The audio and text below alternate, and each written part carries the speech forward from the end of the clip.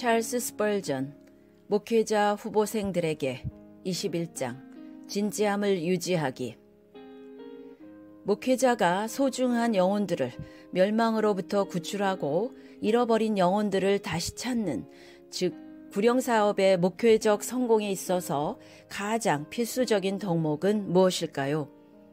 만약 누가 제게 그런 질문을 한다면 저 스펄전은 주저없이 그것은 진지함입니다 라고 대답할 것입니다. 이 질문을 2번, 3번 반복해서 물어도 제 대답은 똑같이 그것은 영혼 구원에 대한 목회자의 진지함입니다 라고 대답할 것입니다. 제가 오래 관찰해온 결과 대체로 영혼 구원에 성공하는 목회자는 평소에 영혼 구원에 대단히 진지하다는 것입니다.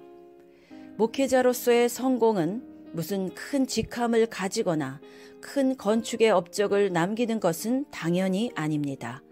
그가 널리 알려진 유명한 목회자이든지 아니면 작은 교회의 무명의 목회자이든지 각 목사의 성공과 실패는 그가 자기가 처한 자리에서 얼마나 진지하게 자기에게 맡겨진 양떼들의 영혼의 상태에 대해서 진지하게 고민하고 성실하게 그들을 영혼 구원의 자리로 이끄느냐에 달려 있습니다.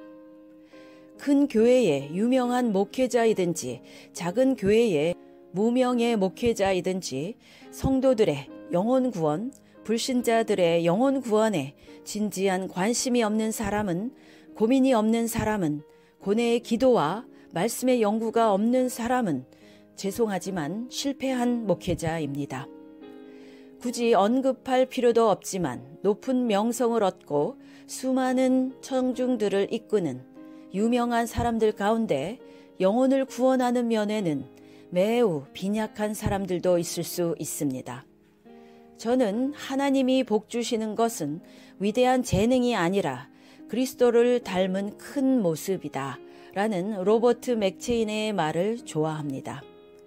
그냥 자기 성품이 인자한 동네 할아버지처럼 온순하다는 뜻이 아니라 잃어버린 영혼에 대한 진지함과 관심, 따뜻함과 온유함을 늘 가지셨던 그 예수님의 성품을 담는 것을 뜻합니다.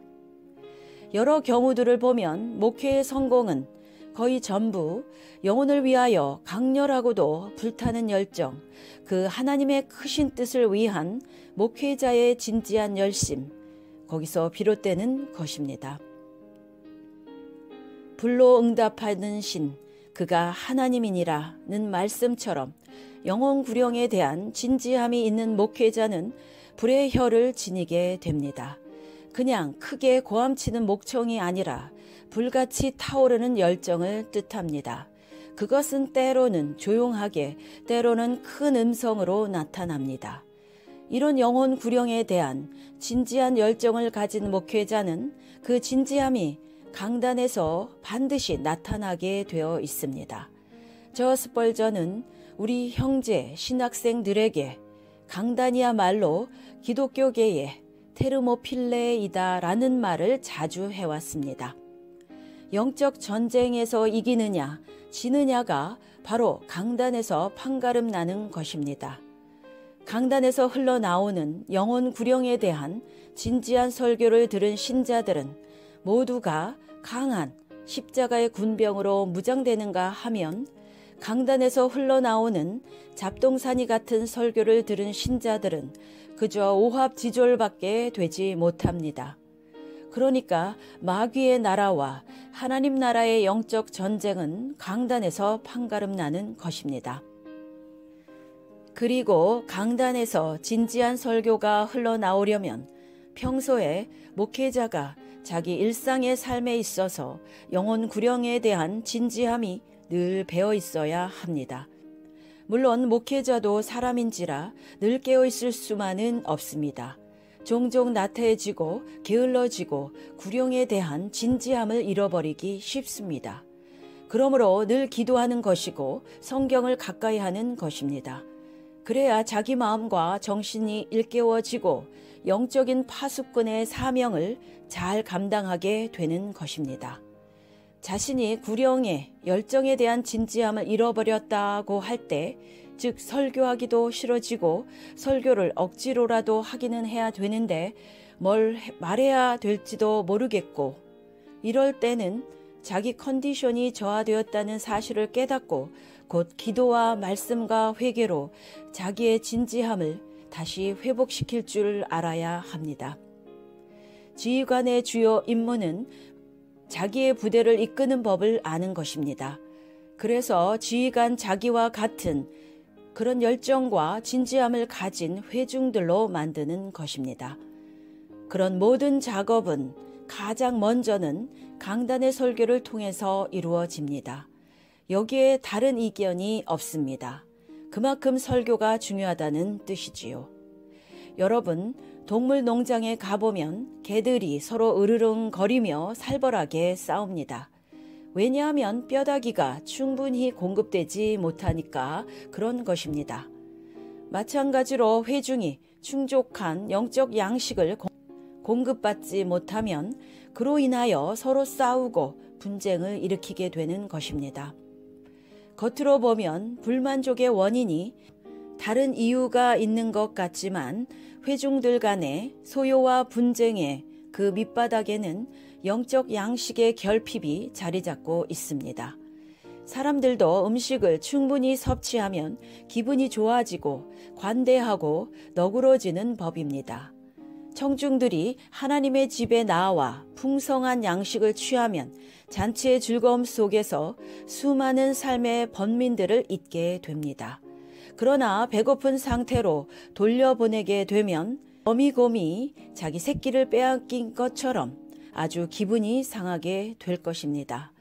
교회가 원만하게 유지되려면 마치 심장의 피가 온몸의 세포와 기관들을 돌아다니며 양분을 공급하듯이 목회자의 설교가 그와 같은 역할을 하는 것입니다.